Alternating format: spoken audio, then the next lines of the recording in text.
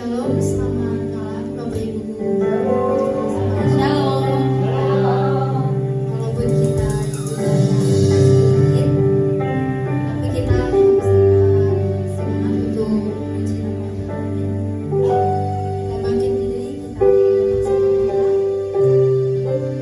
Kita memuji nama Tuhan dengan hati yang tulus.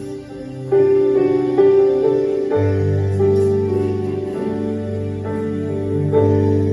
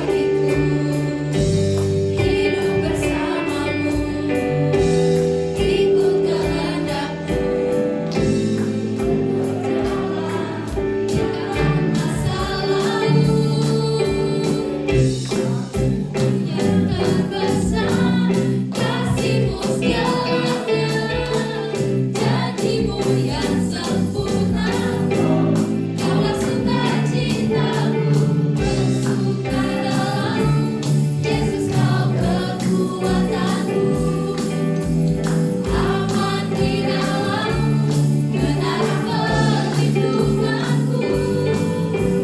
Menari bagimu, Yesus kau sukacitaku. Muliakan namamu, oh Yesusku.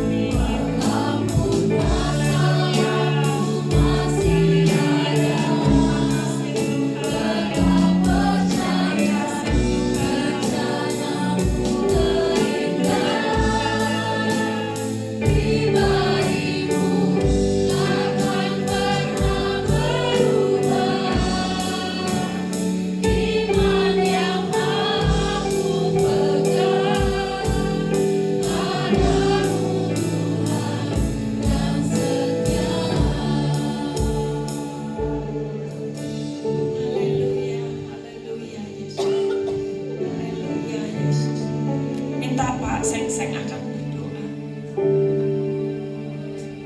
Haleluya.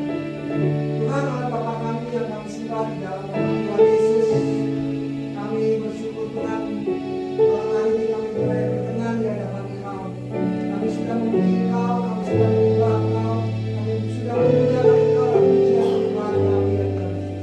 Saat ini saat kami mendengarkan sebagian daripada firman-Mu, biarlah setiap firman yang keluar daripada mulut hamba-Mu ini boleh menjadi rema buat kami, boleh menjadi kekuatan buat kami untuk kami menghadapi kehidupan kami. Walaupun gunung itu tidak berpindah Tuhan, kami tetap percaya kepada Engkau. Kau yang memampukan kami, Kau yang membuat kami ada sampai saat ini. Semua berkat kasih dan berasal daripada Engkau. Menyertamu sempurna buat kami ya Tuhan Yesus. Terima kasih Tuhan Yesus. Biarlah hamba-Mu pendeta Bikin yang menyampaikan firman, biarlah begitu dengan kuasa dalam-Mu, biarlah setiap perkataan yang benar daripada Engkau ya Tuhan. Terima kasih Tuhan Yesus. Kami kami pada malam hari ini semuanya ke dalam tangan kuasa-Mu. Biarlah hadirat Tuhan nyatakan buat kami semua yang ada di dalam ibadah ini. Terima kasih Tuhan Yesus. Kami menyerahkan semuanya ke dalam tangan kuasa-Mu. Hanya di dalam nama Tuhan Yesus Kristus, Juru Selamat kami yang berkuasa. Haleluya, puji Tuhan. Amin. Amin, amin. Ya, silahkan duduk. Saya berharap suara saya tidak mengganggu ya, agak tidak seperti biasanya suara saya. Karena saya mengalami gangguan kesehatan dalam 2 hari ini. Ya, Bapak Ibu yang dikasihi Tuhan, kita masih tetap bicara tentang komunitas di bulan Maret ini, dan temanya atau judulnya adalah komitmen pada komunitas. Ya, hari ini temanya adalah komitmen pada komunitas. Ya, Bapak Ibu, ada seseorang yang datang ke sebuah ibadah di dalam gereja. Ibadah itu dihadiri oleh ratusan, bahkan mungkin ribuan orang. Tapi ada rasa sepi ya di hati orang ini yang tetap merasuki dalam hati dan jiwanya. Ya, dia datang dalam sebuah ibadah di dalam gereja yang dihadiri bukan saja ratusan tetapi ribuan orang, tetapi orang ini merasakan sepi. Atau justru dia yang ingin menyepi atau merasa sendirian, karena ketika dia datang beribadah, dia tidak bertegur sapa dengan orang, dia hanya datang dan kemudian dia pulang ketika doa berkat dipanjatkan. Jadi artinya adalah bahwa orang ini merasakan sepi, merasakan sendiri, merasakan lonely ya, karena dia tidak bertegur sapa atau dia tidak membangun hubungan dengan orang lain. Jadi meskipun dia hadir di tengah ibadah yang bukan saja ratusan, ribuan orang sekalipun, kalau kita datang ibadah kemudian kita pulang tanpa sempat bertegur sapa, bahkan kalau perlu begitu amin orang yang pertama nyelonong keluar dan tidak pernah bertanya, tidak pernah menegur atau tidak pernah berinteraksi dengan orang lain, maka orang ini pasti akan merasakan rasanya sepi, rasanya sendiri di tengah ibadah yang kiri kanannya ada banyak orang. Ketika memuji rasanya begitu ramai, begitu meriah, tetapi tanpa dia berkomunitas, dia akan merasa sendiri. Mengapa? Karena komunitas itu menjadi bagian dari hidup manusia. Bapak Ibu, kita semua yang mengikut Yesus itu tidak dirancang untuk berjalan seorang diri, tapi kita dirancang untuk berjalan dalam kebersamaan dan kesatuan sebagai gerejanya.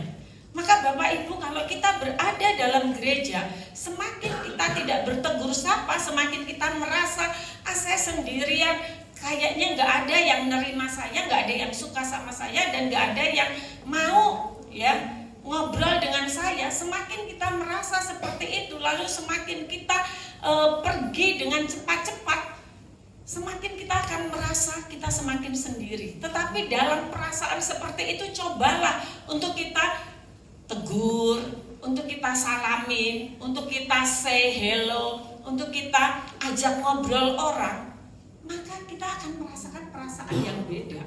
Ya, semakin kita merasa bahwa saya datang ibadah, pokoknya udah ibadah saya akan pulang, sudah ibadah saya akan pulang, semakin Bapak Ibu akan merasakan kesepian dan kesendirian.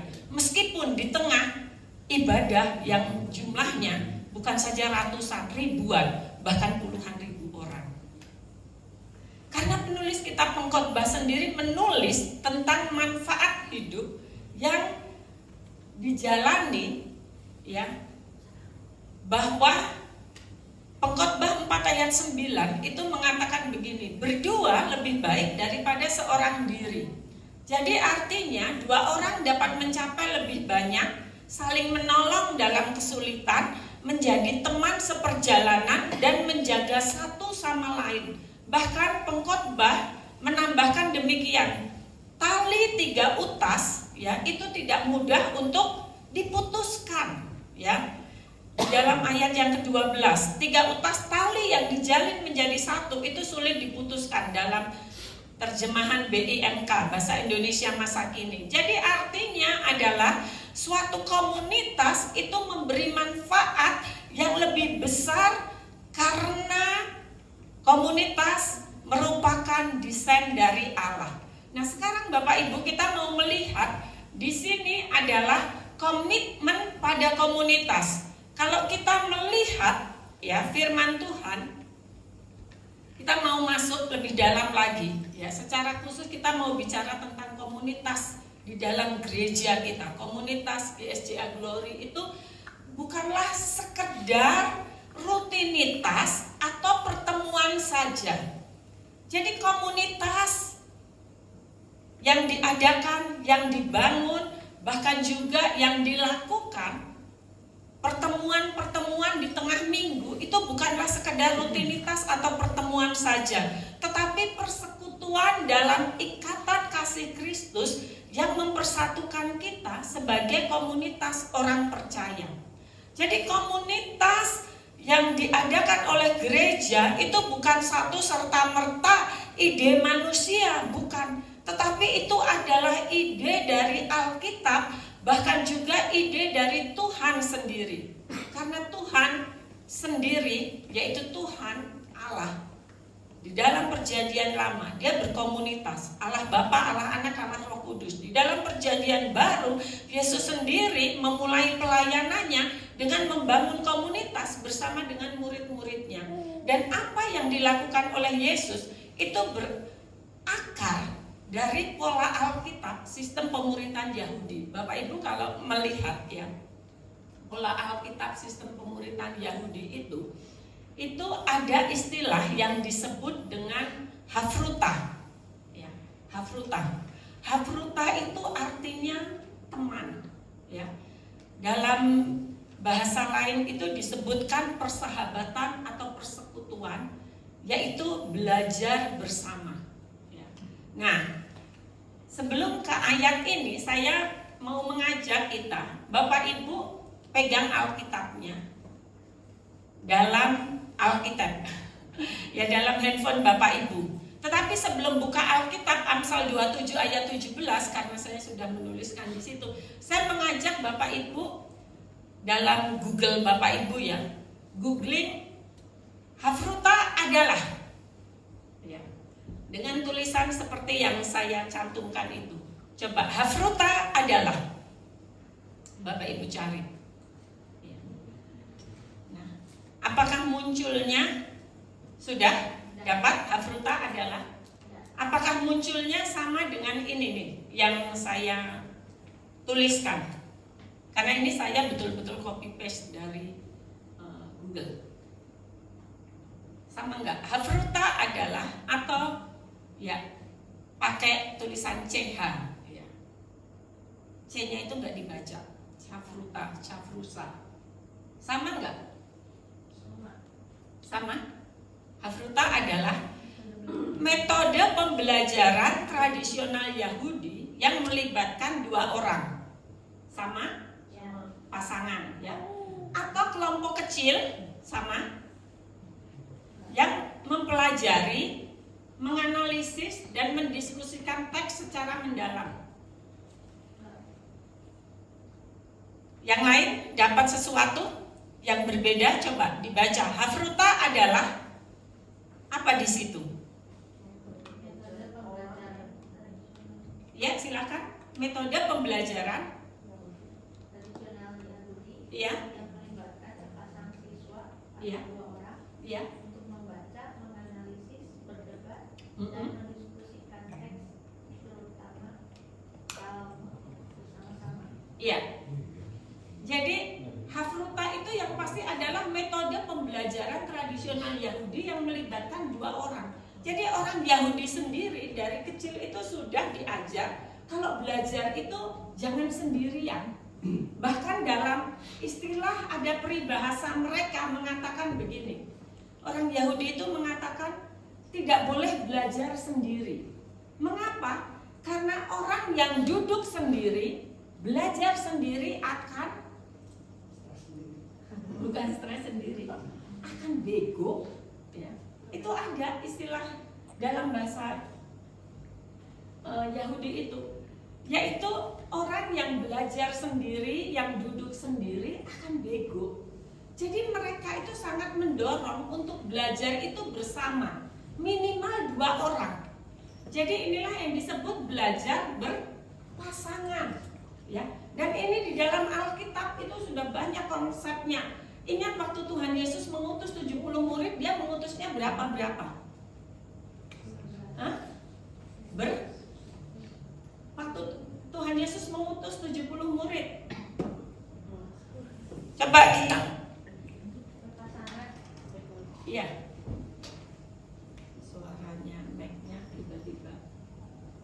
Coba kita lihat di dalam Lukas pasal berapa itu? Kita lihat di sini bersama-sama. Lukas 10 ayat 1. Apa bunyinya? Kemudian daripada itu Tuhan menunjuk 70 murid yang lain, lalu mengutus mereka berdua-dua mendahuluinya ke setiap kota dan tempat yang hendak dikunjunginya. Dua-dua, ya. Jadi di sini kita melihat Hafruta itu adalah tadi melibatkan dua orang atau pasangan, ya. Bahkan juga kelompok kecil yang mempelajari, menganalisis dan mendiskusikan teks secara mendalam. Jadi berasal dari bahasa Aram yang berarti persahabatan atau kebersamaan. Metode ini menekankan diskusi aktif, debat, dan saling menantang pemahaman untuk mencapai interpretasi yang mendalam. Artinya adalah metode pembelajaran Yahudi itu menginginkan bahwa murid itu harus punya teman, dan satu orang minimal temannya itu belajar bersama-sama. Jadi artinya adalah orang kalau belajar sendiri, tadi saya katakan, ya, orang Yahudi itu mengatakan tidak boleh belajar sendiri. Orang yang duduk sendiri, belajar sendiri itu akan bego, dikatakan begitu. Jadi artinya adalah bahwa kita membutuhkan orang lain untuk belajar bersama-sama, ya. Nah, Bapak Ibu yang dikasihi Tuhan, ini sejalan dengan, ya, di dalam Lukas 10 tadi, ketika Tuhan Yesus mengutus 70 murid, dia mengutus berdua-dua. Bahkan firman Tuhan sendiri mengatakan dalam bagian-bagian lain, jika ada di antaramu yang berdoa atau bersepakat, ya, di dalam Matius berapa tuh? Jika dua orang di antaramu sepakat meminta, itu kan bicara tentang dua orang, ya kan? Firman Tuhan sendiri mengatakan 2 orang di antaramu sepakat meminta. Bahkan juga dikatakan dalam kelanjutan ayat itu dikatakan adalah bahwa di mana ada 2 atau 3 orang berkumpul dalam namaku, aku akan ada atau aku hadir di tengah-tengah mereka. Jadi artinya ya, kita melihat di sini poin-poin kunci mengenai hafruta. Metode belajar berpasangan. Hafruta adalah metode belajar berpasangan di mana 2 orang bertukar ide mengenai teks yang sedang dipelajari. Nah, diskusi dan debat. Peserta tidak hanya membaca, tetapi saling menganalisis, memperdebatkan perbedaan tafsir dan mengeksplorasi sudut pandang. Lalu dalam bertujuan untuk mengembangkan pemikiran kritis, pemahaman mendalam, dan ketahanan dalam belajar. Akar tradisinya berakar kuat dalam studi Talmud dan Torah dalam budaya Yahudi. Filosofinya adalah didasarkan pada prinsip bahwa besi menajamkan besi, manusia menajamkan sesamanya. Ya. Bahkan dikatakan di situ orang Yahudi itu memiliki prinsip kalau kita tidak punya teman, kita akan mati. Berteman atau mati di situ. Makanya tidak baik kalau kita dengar khotbah lalu pulang. Ya, kita nggak pernah interaksi, kita nggak pernah bertegur sapa, kita nggak pernah tanya gimana keadaan Anda hari ini, ya. Atau kita tidak pernah ngobrol dengan orang lain begitu kita selesai ibadah. Orang-orang yang melakukan hal itu, dia meskipun hadir di gereja yang besar sekalipun selalu akan merasa sendirian, selalu akan merasa sepi. Sebenarnya bukan komunitasnya, tetapi karena kitanya yang tidak mau masuk terlibat dalam komunitas. Jadi kita merasa sendirian, kita merasa loneliness, kita merasa di tengah hiruk pikuk banyak orang, kok saya merasa sendiri. Ya.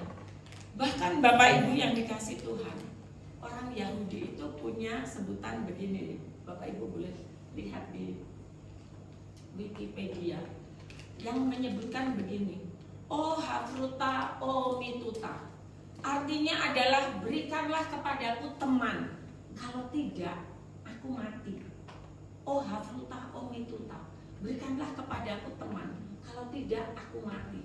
Makanya waktu komsel kemarin ya, minggu lalu, baik di komsel 1 maupun komsel 2, saya bilang begini kepada komsel 1 maupun komsel 2, kamu mau punya kamu mau punya uang banyak pun, kamu gak punya komunitas, semuanya itu terasa gak ada gunanya dalam hidup kamu. Kamu punya teman, tapi kamu kamu punya uang banyak, tapi kamu gak punya teman atau kamu gak punya komunitas, hidupmu itu akan rasanya hampa.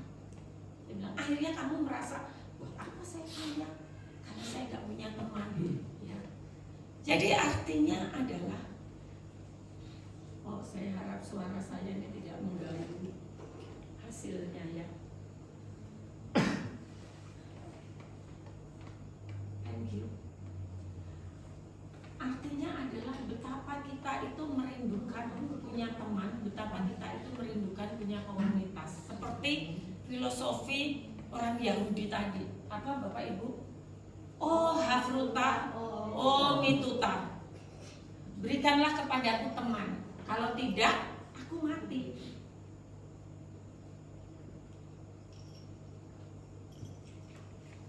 Jadi artinya cari pertemanan, cari persahabatan, cari orang yang bisa menajamkan sesamamu, cari orang yang bisa menajamkan dirimu, ya, agar engkau menjadi semakin tajam. Bahkan, ya, Bapak Ibu, kalau kita mau melihat komunitas di dalam gereja, ya, itu dirancang untuk kita itu saling menajamkan. Mari kita baca kembali slide yang ketiga tadi, ya. Ini dasar firman Tuhan kita pada saat ini. Amsal 27 ayat 17. 1, 2, 3. Besi menajamkan besi, orang menajamkan sesamanya. Dalam terjemahan sederhana Indonesia, saya cantumkan 1, 2, 3. Seperti besi diasah dengan besi agar menjadi tajam, demikianlah sesama kawan saling mengasah agar semakin baik. Iya, seperti besi diasah dengan besi agar menjadi tajam, demikianlah sesama kawan saling mengasah agar semakin baik. Jadi itu artinya di dalam komunitas Kristus itu merindukan, ya, bahwa ingat Matius 28 ayat 19 sampai 20, ya. Panggilan kita adalah untuk menjadikan sekalian bangsa murid Tuhan, ya. Nah, komunitas ini dirancang Bapak Ibu untuk kita bisa menjadi murid Kristus. Jadi kita bertemu dalam komunitas itu bukan sekadar untuk kita, ya, bisa, boleh dikatakan kita mencari makanan fokusnya, bukan kita fokusnya pada kehadiran, jumlah orangnya berapa, bukan kita fokusnya pada permainan, icebreaker-nya seru atau tidak, tapi kita fokus pada firman. Ya. Jadi pemuritan itu dirancang untuk fokus pada firman. Seperti itu. Bukan pada masalah saya, masalah kamu, bukan pada makannya makan berat atau snack, bukan juga pada kehadiran banyak atau sedikit, bukan juga pada permainan seru atau tidak, ya. Bukan. Tapi kita harus menyadari bahwa pemuritan harus difokuskan pada firman. Karena firman Tuhan sendiri mengatakan, Matius 28 ayat 19 sampai 20, jadikanlah sekalian bangsa muridku dan ajarlah mereka melakukan segala sesuatu. Bagaimana kita menjadikan mereka murid Tuhan? Dengan kita mengajar. Mengajarnya harus sesuai dengan firman Tuhan. Jadi artinya di dalam komunitas kita sedang melakukan prinsip pemuritan. Kristus memuridkan kamu lewat saya. Atau Kristus membentuk kamu lewat saya. Nah, sekarang saya bagaimana? Saya dimuridkan lewat kamu. Begitu juga kamu, ya, membentuk saya. Saya membentuk kamu. Nah, di dalam komunitas inilah yang harus kita sadari bahwa di sini dikatakan Kristus memuridkan kamu lewat saya. Kristus memuridkan saya lewat kamu. Kristus membangun kamu lewat saya. Kristus membangun saya lewat kamu. Pada akhirnya, ya, di dalam komunitas Kristus membangun orang lain itu lewat kita. Jadi Bapak Ibu yang dikasihi Tuhan, mari kita akan berkomitmen pada komunitas adalah supaya kita betul-betul, ya, menjalankan hafruta itu tadi, yaitu kita mencari orang, dan di dalam komunitas itu tanpa kita cari pun sebenarnya sudah ada, karena komunitasnya kan sudah dibentuk orang-orangnya. Dan di situ tadi dikatakan apa? Berpasangan untuk belajar bersama-sama. Jadi artinya adalah di dalam komunitas ini kita mau belajar firman bersama-sama. Nah, bagaimana kita dapat belajar firman bersama-sama? Apa yang harus kita lakukan adalah kita harus sadari bahwa Anda dan saya itu dimuridkan oleh Kristus. Betul? Jadi jangan bilang bahwa pemimpin kelompok sel itu yang memuridkan atau saya yang memuridkan. Betul, memang secara susunan hierarki ya, saya sebagai gembala mengajar, memuridkan. Tetapi sebenarnya kita harus sadari bahwa baik Bapak Ibu, baik saya, baik anak-anak sekolah minggu, kita semua ini ya dipanggil oleh Kristus, dan Kristuslah yang memuridkan kita. Betul? Kristus yang memuridkan kita. Kristus ingin supaya kita hidup menjadi muridnya, baik dari anak-anak sekolah minggu, kaum muda, baik dari jemaat dewasa. Kita itu dimuridkan oleh Kristus. Nah, apa yang harus kita lakukan? Yang harus kita lakukan adalah kita saling mengajar, saling membangun, dan saling mendoakan. Nah, sebenarnya langkahnya ini bisa saya katakan ada 5 lah. Yang pertama tentu pujian. Lalu yang kedua adalah renungkan. Tadi kan konsepnya Hafruta itu belajar bersama-sama, berpasangan, saling berdebat, bahkan kalau perlu saling mengkritisi. Ya. Nah, konsep beberapa pemuridan seringkali adalah kita itu bertumpu pada pemimpin sel atau bertumpu pada pemimpin sharing, betul enggak? Sementara kita datang, lalu kita hanya menerima apa yang pemimpin sharing sampaikan, atau pemimpin sel, atau paling tidak nanti terakhir Ibu Gembala ada masukan. Nah, padahal konsep dari Hafruta itu adalah belajar bersama-sama, ya. Jadi ketika saya mempelajari ini, saya melihat begini, sebenarnya yang belajar itu semuanya. Jadi artinya adalah kita merenungkan satu bagian, baik ayat, baik perikop, baik materi khotbah minggu. Tapi sebenarnya kalau di dalam komsel itu ada 7 orang, 7-7-nya itu sama-sama belajar lebih dulu di rumah. Baru begitu ketemu itu di-sharingkan. Jadi satu sharing, yang lain dengar. 6-6-nya dengar. Itu si A sharing. Nanti si B sharing, yang A, C, D, E, F, G, ya, itu dengar. Nanti yang C sharing, A, B, D, E, F, G, itu dengar. Artinya adalah sebenarnya dari ayat ini, apa yang telah saya pelajari? Apa bagian ini menurut saya? Mengerti ya? Jadi itu konsepnya Hafruta, belajar bersama-sama, lalu bergantian, satu belajar, satu dengar, satu belajar, satu dengar. Ketika berpasangan, lalu di antara 2 orang itu nanti saling berdiskusi. Artinya adalah kebenaran firman Tuhan ini, apa menurut saya, apa menurut kamu, apa menurut dia, apa menurut Anda, itu kita sharingkan.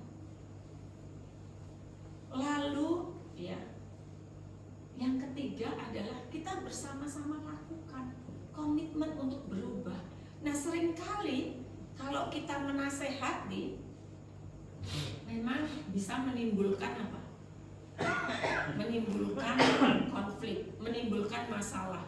Ada yang merasa tersinggung, ada juga yang merasa bahwa wah, kamu kayak sok aja ya nasehatin. Nah, kalau kita memahami konsep bahwa Kristus yang memuridkan, kita akan bertanya, kalau menurut kamu ya firman Tuhan itu berarti atau berarti seperti ini, ya misalnya tentang mengampuni. Mengampuni kalau menurut kamu itu apa? Melupakan. Nah, menurut kamu, adakah orang-orang yang menyakitimu yang sudah kamu lupakan kesalahannya? Jadi artinya adalah kita tidak lagi memakai diri kita sebagai subjek, tetapi kita memakai firman Tuhan untuk mengingatkan dia untuk berubah. Karena Kristuslah yang memuridkan. Jadi artinya adalah kalau menurut pemahaman firman Tuhan yang kamu sudah pelajari, ada enggak dalam diri kamu yang perlu harus diubah?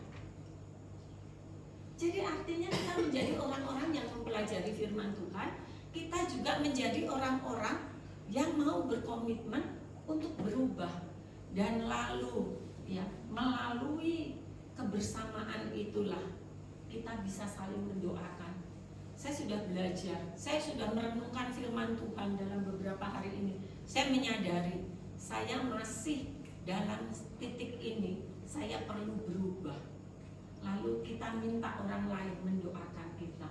Begitu juga orang lain akan mengatakan, saya telah mempelajari firman Tuhan, saya perlu berubah dalam titik ini. Saya perlu kamu berdoa untuk saya. Dan kita bisa saling mendoakan satu terhadap yang lain. Dan itulah konsep komunitas, belajar firman bersama-sama. Dan inilah yang dilakukan oleh orang Yahudi. Ya. Jadi mereka belajar bersama-sama. Orang lain akan menajamkan pemahaman tentang firman Tuhan. Kita menajamkan pemahaman orang lain akan firman Tuhan. Jadi itulah yang membuat kita akan bertumbuh bersama-sama untuk mengerti firman Tuhan. Bukan yang satu ngerasa, udahlah pokoknya pemimpinnya aja. Pemimpinnya yang menggali, pemimpinnya yang sharing, pemimpinnya yang mimpin, lalu kita hanya menerima. Tidak. Karena besi menajamkan besi, manusia menajamkan sesamanya. Dalam terjemahan sederhana Indonesia tadi adalah demikianlah sesama kawan saling mengasah agar semakin baik. Ya. Jadi itu maksudnya. Di dalam komunitas kita, mari kita melakukan persahabatan, persekutuan, dan kita belajar bersama. Jadi Bapak Ibu yang dikasihi Tuhan, ya, mari kita masuk dalam komunitas yang dimana kita belajar bersama-sama kebenaran firman Tuhan. Jadi komunitas itu mendorong ataupun menolong kita untuk kita semakin lebih dalam memahami firman Tuhan, dan kita semakin mengerti, dan kalau sudah mengerti kita akan melakukan. Bahkan kalau kita masih lemah dalam mempraktekkan, kita bisa saling mendoakan. Tidak ada orang yang merasa lebih daripada yang lain, karena kita sama-sama menjadi murid Kristus. Jadi itulah konsep pembelajaran, ya, hafruta, yang dilakukan oleh orang-orang Yahudi. Gak bisa kalau kita hanya, ya, saya ingat ada seorang yang mengatakan bahwa ketika khotbah dengan rasanya bagus, khotbahnya bagus, lalu kita ngerasa wah pokoknya khotbahnya tadi bagus. Ya, yang bagus apa? Ya. Kalau seperti saya misalnya ingatnya, katanya kalau tes mantu itu kalau minggu lalu itu berarti kopinya dicoba dulu, atau ya setelah dicoba baru dikasih gula, atau tanpa gula. Ya, maksudnya adalah langsung diminum begitu kan. Lalu yang sebelumnya juga pernah katanya minum kopi bikin sakit mata karena sendoknya ya ternyata begitu minum sendoknya nggak diangkat. Nah seperti itu.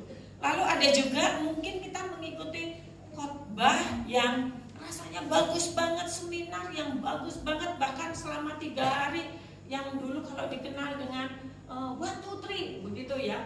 Nah seperti itu, atau pokoknya yel-yel apapun juga yang lain-lain juga, itu semua akan menjadi apa yang kita dengar. Kalau kita tidak praktekkan, kita tidak dalami, kita tidak menggali lebih dalam lagi, itu hanya sesuatu yang kita dengar saja.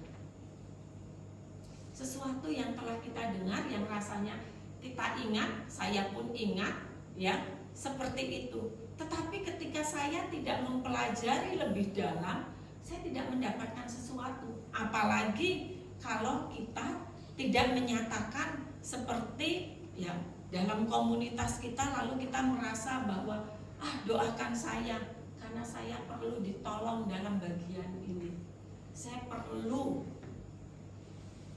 untuk bisa belajar lebih dalam lagi dalam hal mengampuni, dalam hal kasih, dalam hal memberi. Itu semua hanya sesuatu yang kita dengar. Dan itu bukan konsep pembelajaran. Ya. Mengapa orang-orang Yahudi itu hebat? Ya. Bahkan mereka itu yang namanya Alkitab, ya, dalam Torah mereka itu ingat karena mereka pelajari sama-sama. Bahkan mereka ada tingkatannya ya, dalam tingkatan belajar. Makanya ketika mereka belajar, mereka akan belajar dengan sungguh-sungguh. Ya. Bukan saja mereka belajar untuk bersama dengan hafrutah, tetapi bersama dengan rabi mereka, guru mereka, mereka akan belajar sekaligus praktek seperti itu. Jadi artinya Bapak Ibu, kebenaran firman Tuhan yang kita dengar hanya akan menjadi kebenaran yang begitu indah di telinga. Kalau kita tidak mempraktekannya, bagaimana kita mempraktekannya? Mari kita masuk dalam komunitas-komunitas untuk kita bisa saling mempertajam satu dengan yang lain. Ingat, jadi ketika konsep kita masuk dalam komunitas itu bukan berarti adalah saya ingin mendapat sesuatu, bukan. Ingat tadi, Kristus memuridkan kamu lewat saya. Kristus memuridkan saya lewat kamu. Jadi orang yang semakin tidak mau berkomunitas, dia akan semakin menjadi orang yang dalam tanda petik, saya akan katakan ini, egois. Karena sebenarnya orang lain itu dibentuk lewat kita, dan kita pun dibentuk lewat orang lain. Jadi kalau kita tidak mau berkomunitas, artinya saya nggak mau dibentuk oleh orang lain. Dan saya juga tidak mengizinkan diri saya dibentuk oleh orang lain. Saya maunya ya sudah, saya begini. Karenanya Bapak Ibu, di bulan komunitas ini saya mau mengajak kita, mari kita ya memiliki komunitas-komunitas. Paling tidak miliki ya hafrutah Bapak Ibu. Boleh memang katanya hafrutah itu paling tidak suami istri katanya.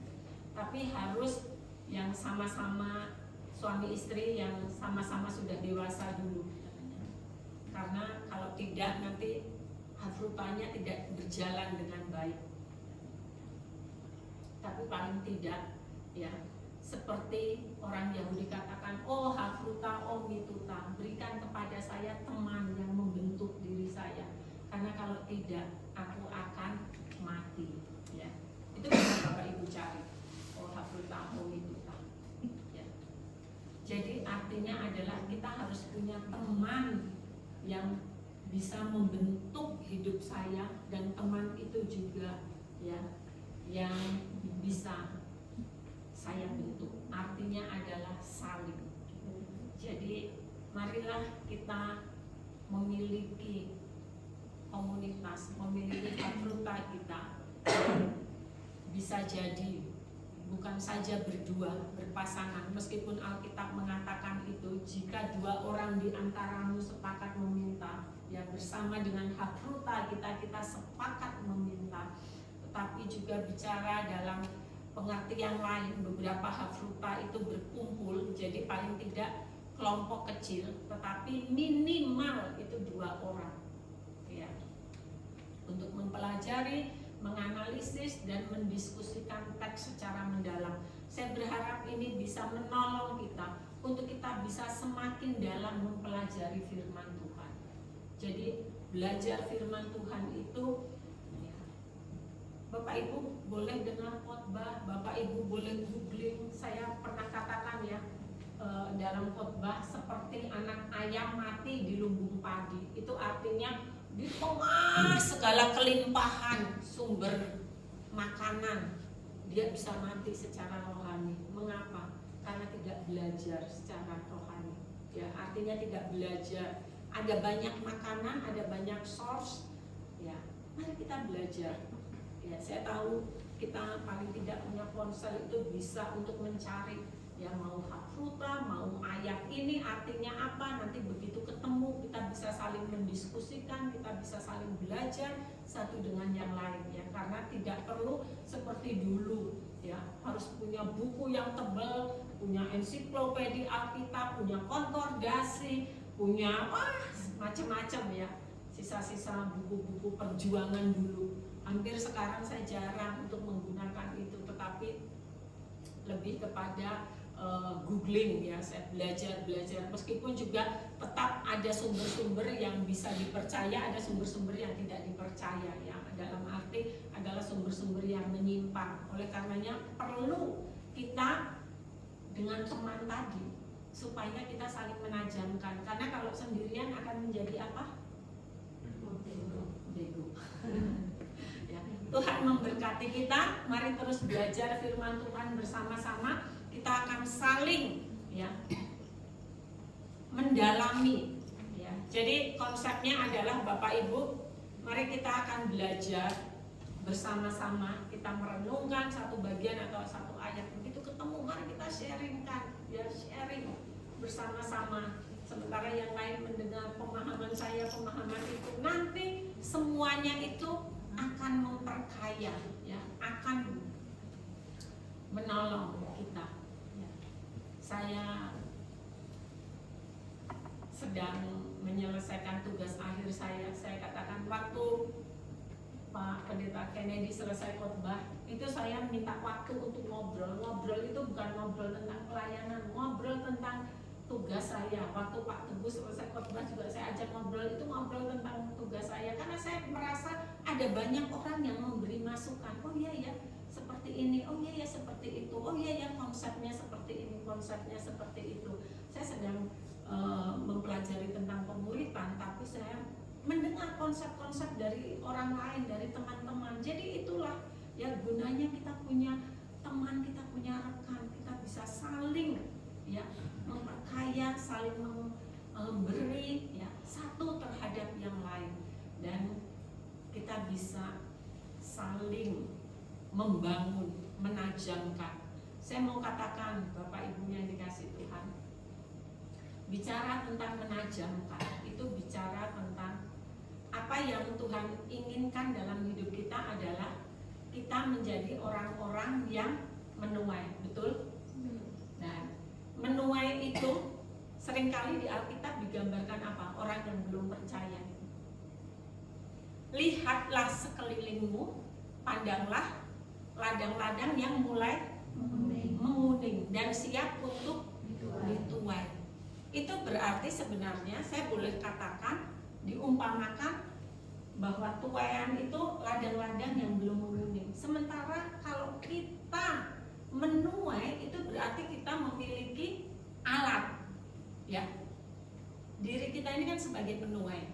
Berarti diri kita ini sebagai alat. Nah, alat untuk menuainya apa? Di ladang, entah gunting lah, betul, entah sabit lah, entah pisau lah, ya arit sabit sama mungkin ya.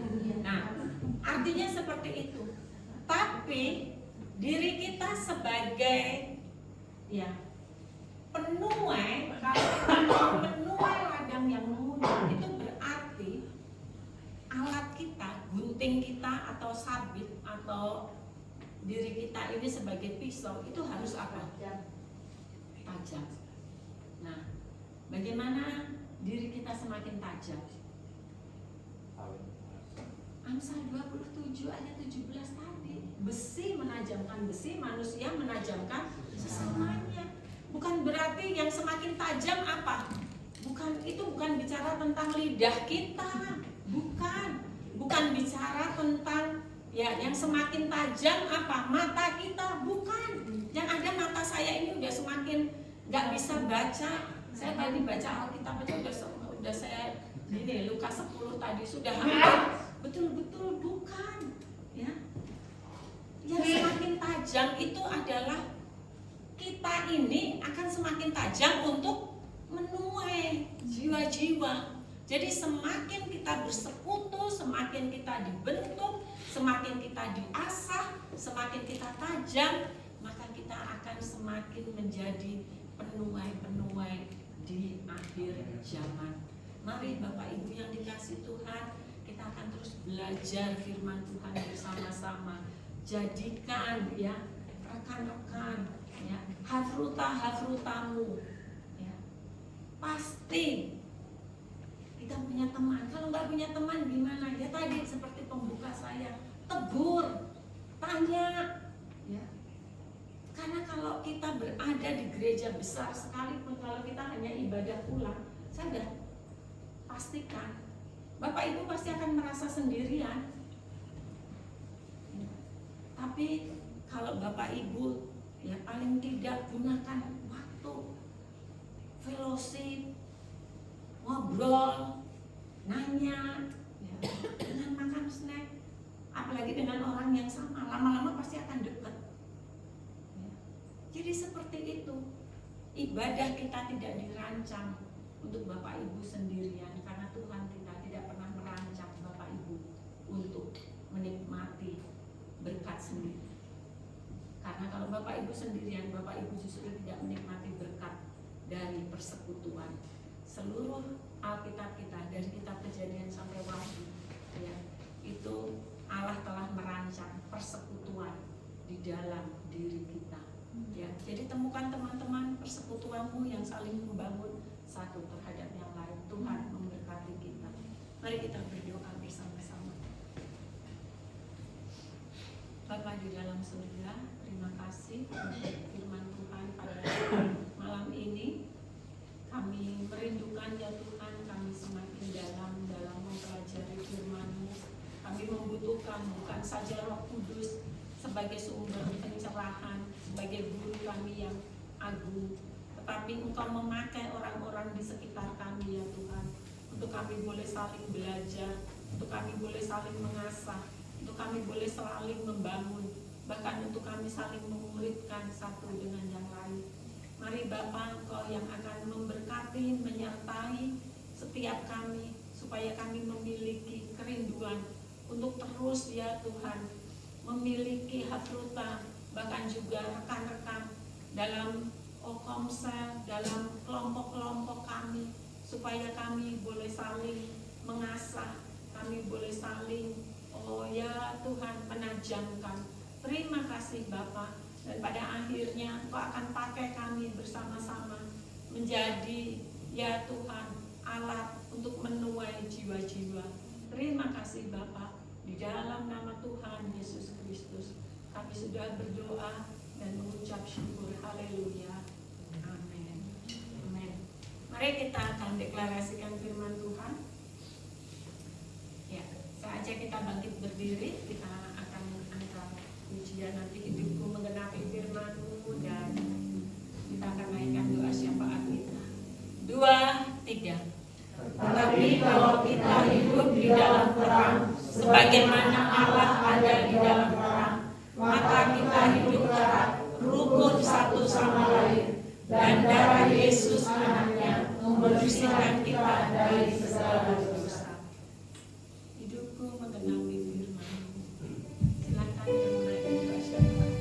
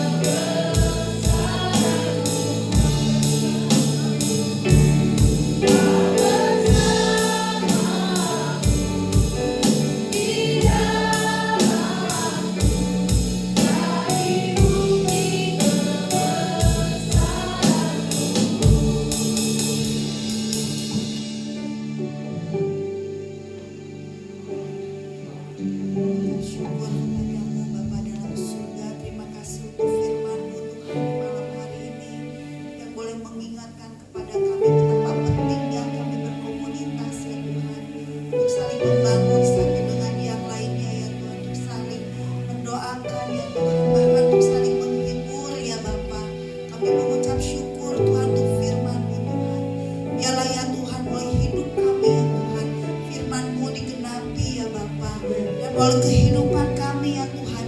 Nama Tuhan semakin dipermuliakan Bapa dalam surga. Tuhan, pada kesempatan malam hari ini kami berdoa ya Tuhan bagi saudara-saudari kami ya Tuhan yang sedang merayakan atau akan merayakan ya Tuhan Fitri ya Bapa. Kami berdoa Tuhan bagi setiap mereka yang merayakannya ya Tuhan. Biarlah kasih Tuhan melingkupi mereka ya Tuhan. Dan juga ya Tuhan, bagi setiap orang yang mungkin saat ini ya Tuhan sedang melakukan perjalanan mudik ya Bapa. Engkau akan menyertai perjalanan mereka ya Tuhan. Entah itu ya Tuhan kendaraan yang mereka pakai ya Tuhan, baik laut, udara ataupun darat ya Tuhan. Engkau yang akan melindungi, menutup bungkus mereka ya Tuhan, memberikan keselamatan di perjalanan ya Tuhan, hingga mereka bisa sampai ya Tuhan ke tempat tujuan mereka masing-masing dan bisa berkumpul bersama dengan keluarga mereka dengan tidak kurang satu apapun. Engkau ya Tuhan yang mempunyai kendali atas semuanya ya Bapa. Biarlah ya Tuhan semua armada yang dipakai ya Tuhan boleh menghantarkan mereka ya Tuhan ke tempat mereka masing-masing ya Bapa, untuk merayakan hari kemenangan mereka. Dan Tuhan kami ya Tuhan yang saudara sepupunya pun Tuhan ikut berdoa di dalam nama Yesus ya Tuhan. Biarlah semuanya lancar ya Bapa, semua ada dalam pengaturan Tuhan. Dan kami tetap ya Tuhan mau menjalankan misi Tuhan untuk menuai jiwa-jiwa.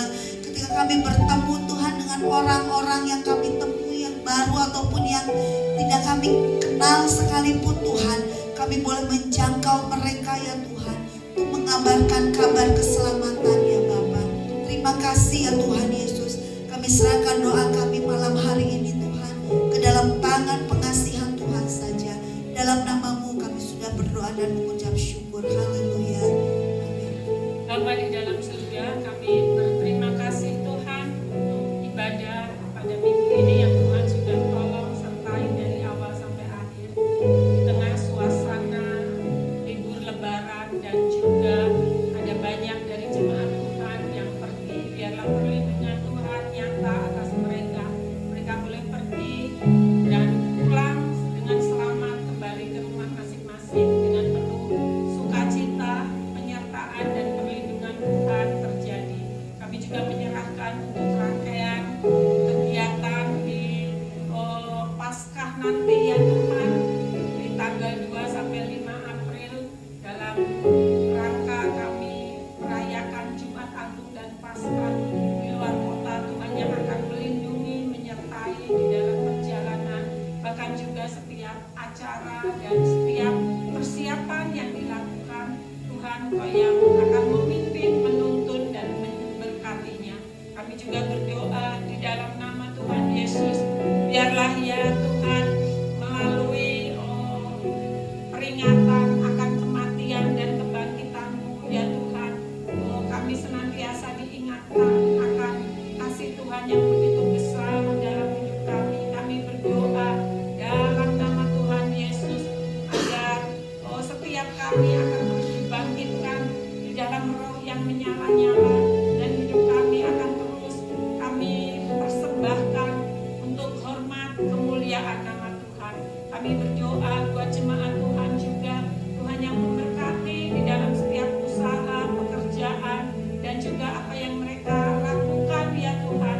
Tuhan memberikan keberhasilan, pertolongan, bahkan juga kalau ada di antara mereka yang mengalami persoalan pergumulan, kami percaya Tuhan Engkau yang memberkati dengan mereka diberikan kemenangan, diberikan hikmat, kemampuan untuk menghadapi dan menyelesaikan masalah mereka bersama dengan Tuhan.